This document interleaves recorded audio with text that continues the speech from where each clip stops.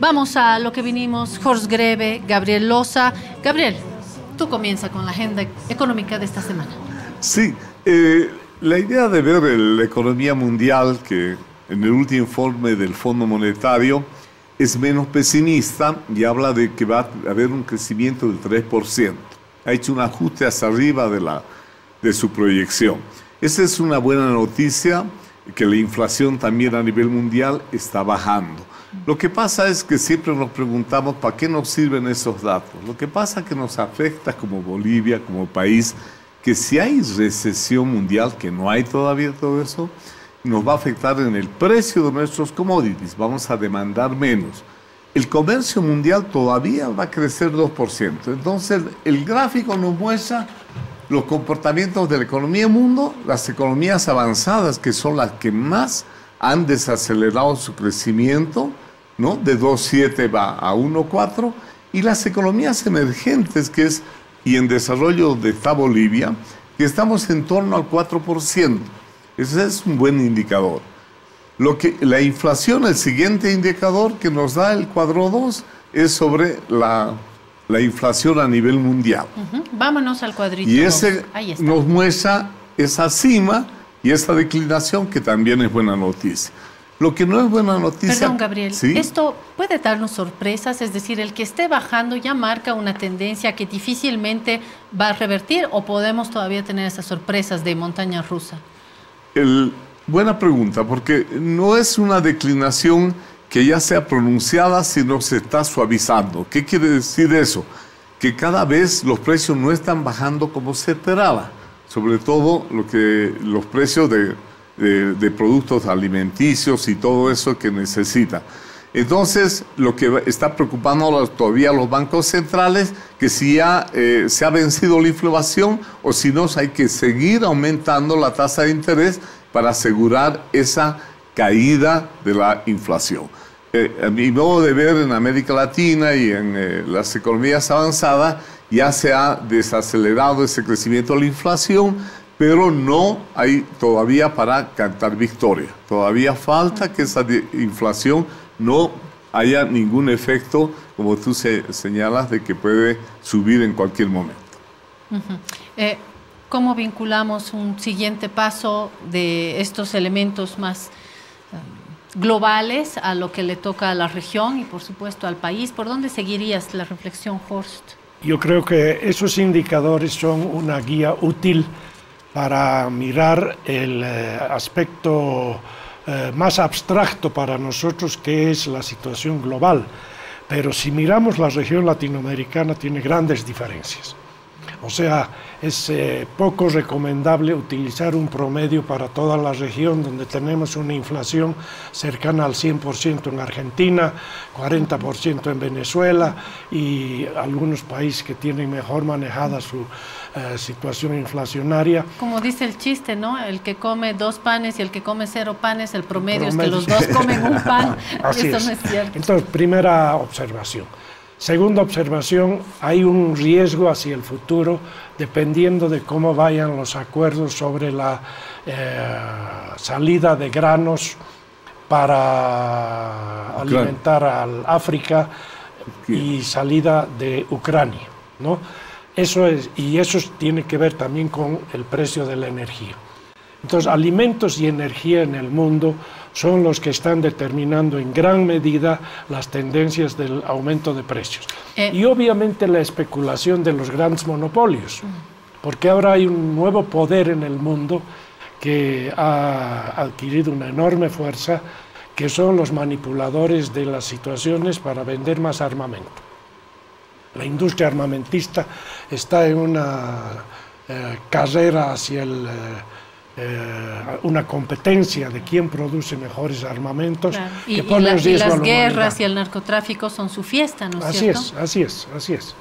Se ha tocado varias veces, Gabriel, también esta idea de defender nuestra soberanía latinoamericana, y si estamos muy lejos de tener una estructura del tipo Unión Europea, sí deberíamos poder organizarnos. Recuerdo que lo conversé acá con el embajador de Venezuela, César Trompis, organizarnos para tener una mínima estructura coherente. Somos grandes productores de alimentos, somos, digo, como región, hablando de Argentina, bien organizados, podríamos ser mucho más dinámicos, ¿no?, en nuestras propuestas. Ha habido declaraciones propiciadas por Colombia, por el presidente Lula, de un concepto de cooperación e integración latinoamericana preocupada por los problemas.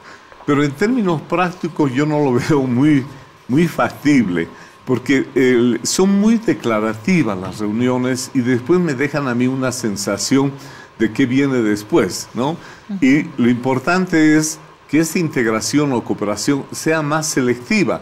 Una, por ejemplo, en el campo de alimentos, otra en el tema de hidrocarburos, en el tema del litio, en el caso de Bolivia, que está yo reclamando que hace tiempo deberíamos por lo menos cooperarnos con los datos, con la información, para que esa integración pueda tener más práctica. Y lo que me llamó la atención, por ejemplo, los países del África plantearon ya a Rusia y al mundo que se cese la guerra, cualquier sea el nombre o que se dio.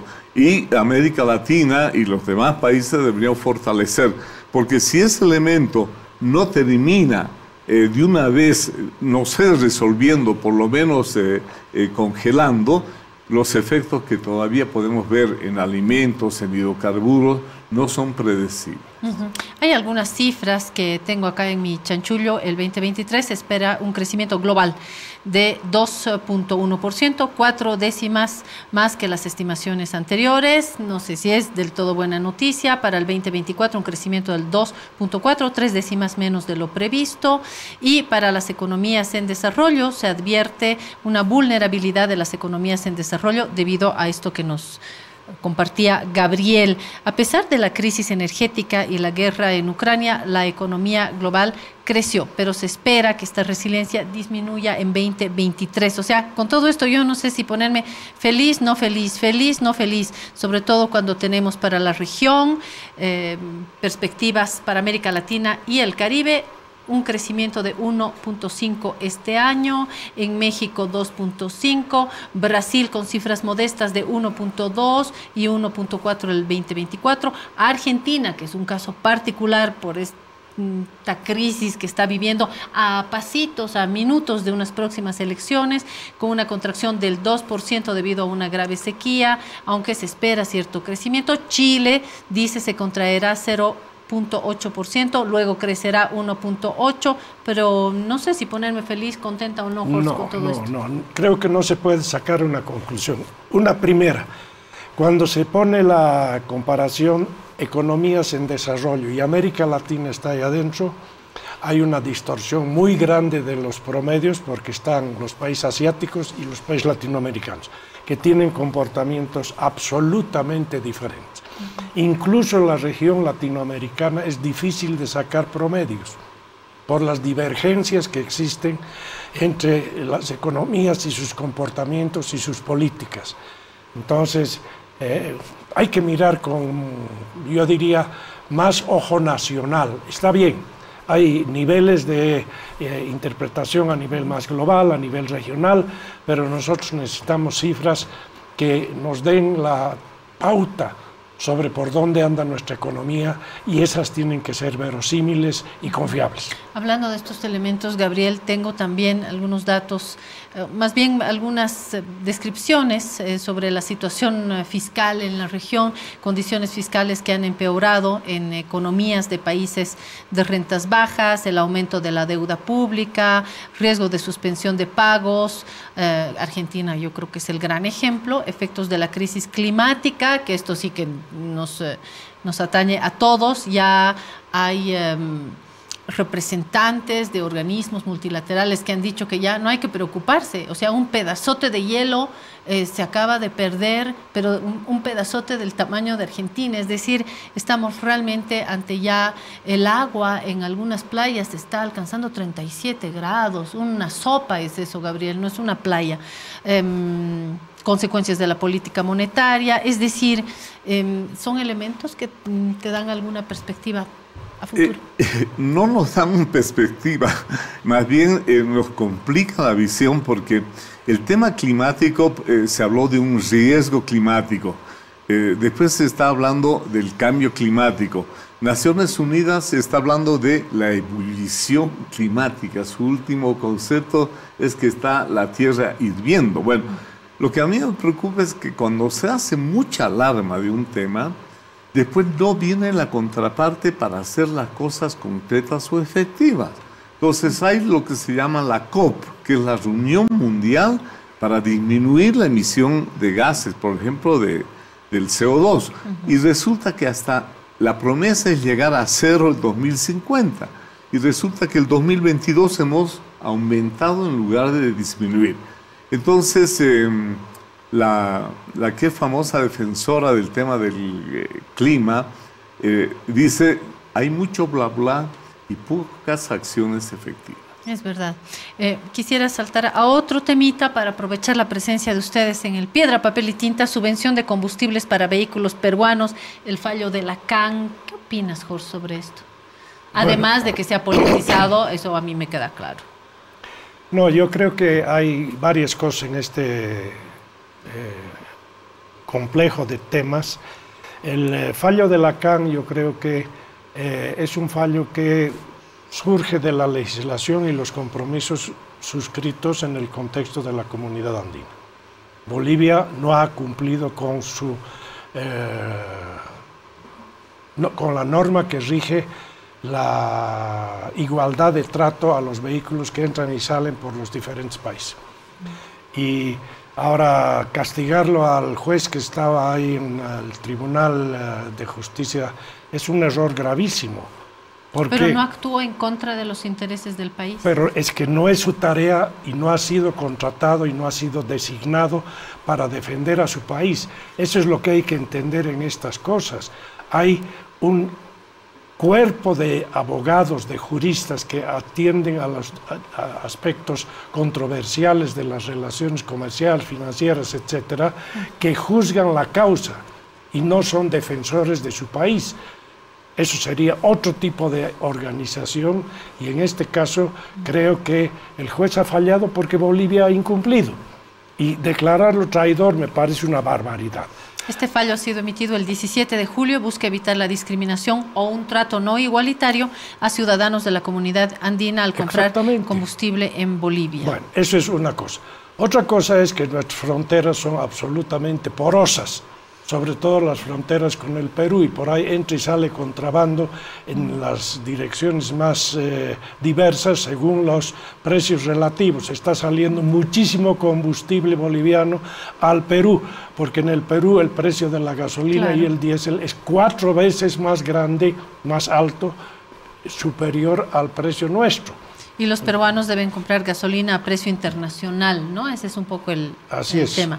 El argumento del fallo no cuestiona la política de otorgar subsidios a combustibles, pero exige una igualdad para ciudadanos de la comunidad andina. Subsidios a los transportistas bolivianos deben extenderse a transportistas colombianos, ecuatorianos y peruanos. Es un tema...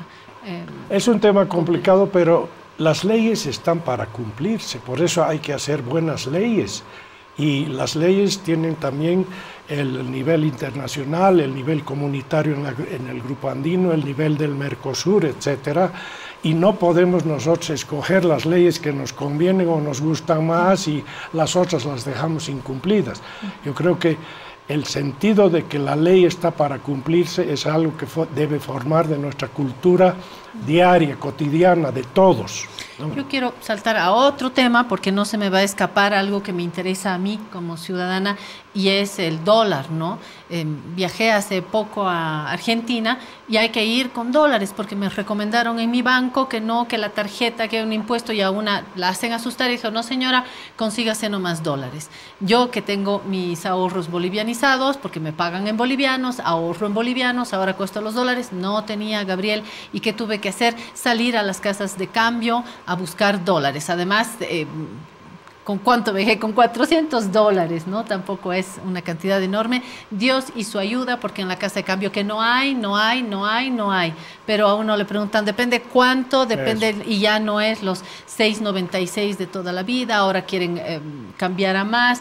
Bueno, Dios y su ayuda para llevar para sacar dólares. ¿Qué está pasando con los dólares? Dicen las noticias que ya está. Yo quisiera que el que da las noticias me diga dónde comprar estos dólares. Que les avise a los bancos. En el Banco Unión me han dicho, no, acá no, váyase, haga fila. No, es un lío. Y ahora hablamos de los yuanes. Ya no entiendo nada, Gabriel.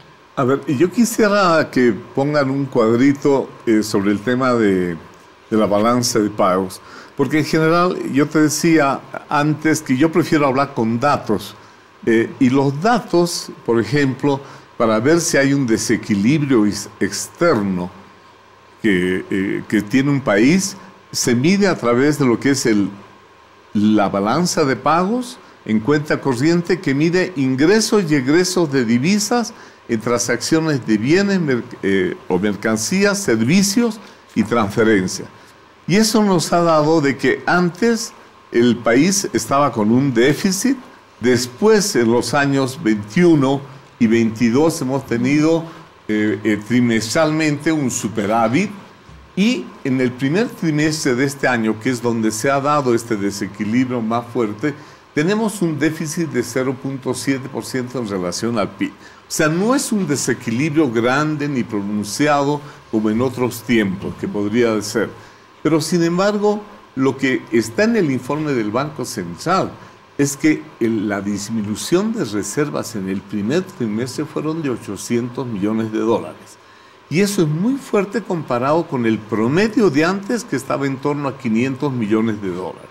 Entonces, lo que yo digo, ha habido un desequilibrio externo transitorio que se puede medir con los datos. El tema es de que para enfrentar ese desequilibrio no teníamos las suficientes divisas en las reservas del Banco Central. Teníamos en oro, pero en efectivo había pocas, un 9%, 8% del total de reservas. Y eso ha generado un problema cambiario que es el que tú cuentas hasta ahora. Las autoridades oficiales dicen que ya se ha tendido a normalizar.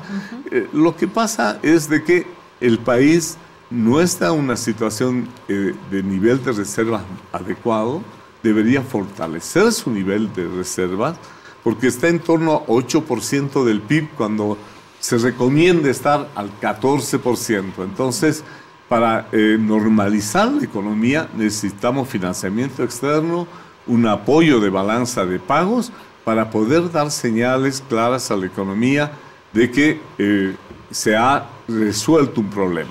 Entonces, mi preocupación es que el desequilibrio transitorio sigue todavía. ¿Qué dices, Horst? Yo he tenido una experiencia personal. Yo tengo una cuenta en dólares de recursos hace muchísimos años.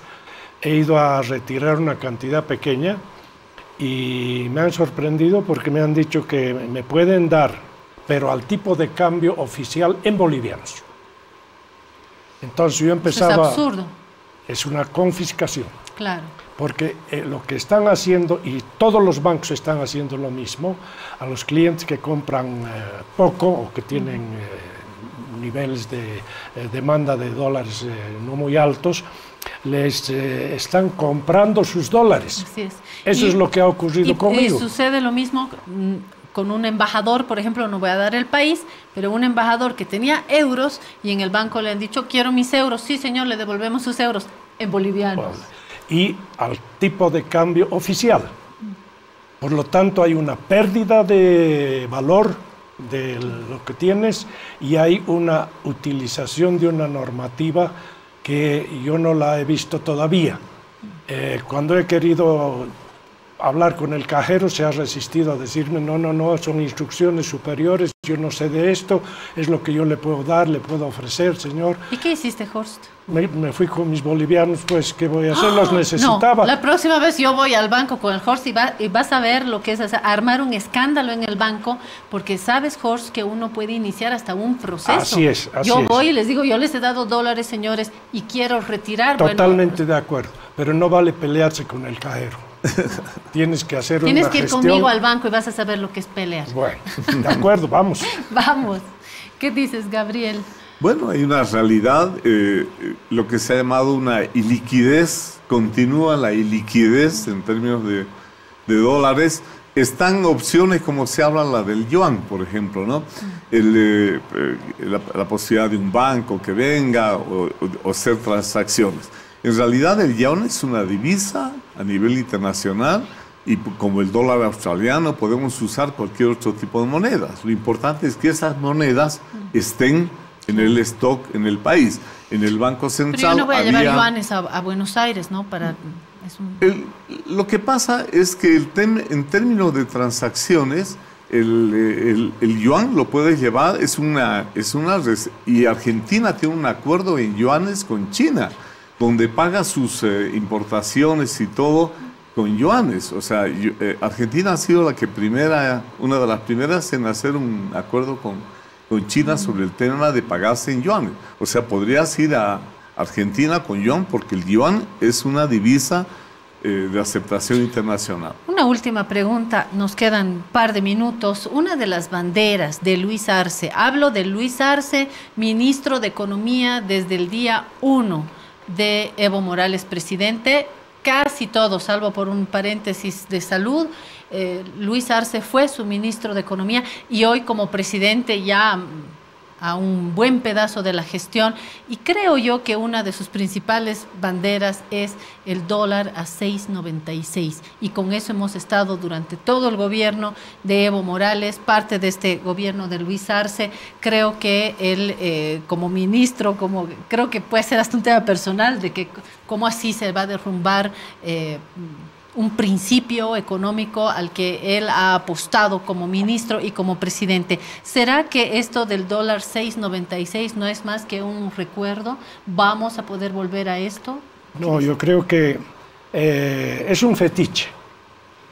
Mantener el tipo de cambio fijo durante largo tiempo requiere una serie de condiciones que, si no se dan, es un grave error y trae perjuicios.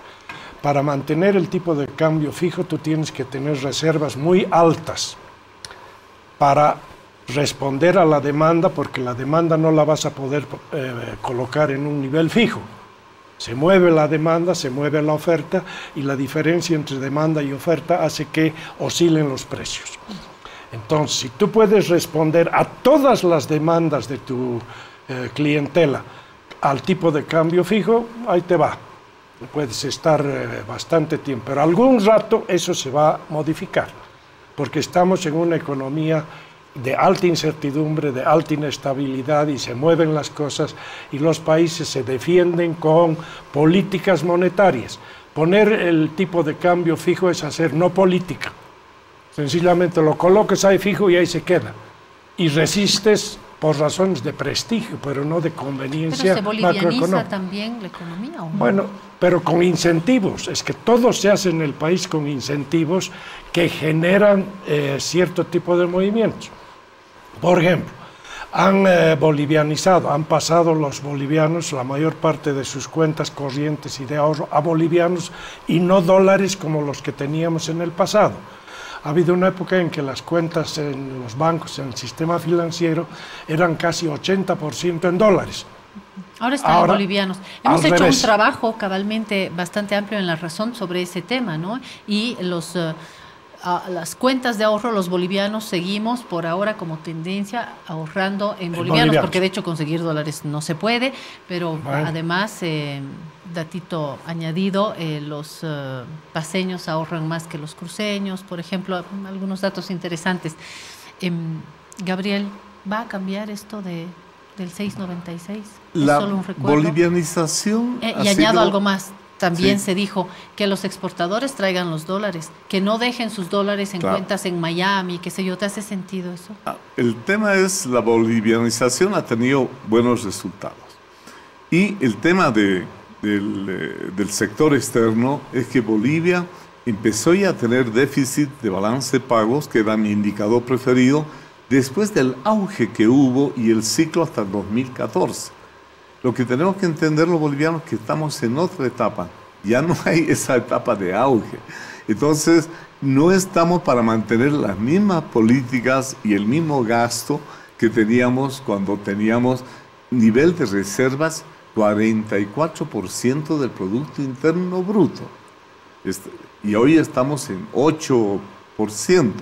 Por lo tanto, la política económica, y siempre lo dije de tono didáctico, es como un doctor, un cirujano que tiene que tener un instrumental y utilizar el instrumental de acuerdo al problema, al paciente y a las características. Hoy estamos con otro paciente, que no es el mismo que teníamos donde antes le aplicábamos el mismo remedio, las mismas dosis, tipo de cambio fijo y todas las cosas. Hoy estamos en otra situación donde tenemos que utilizar otros instrumentos.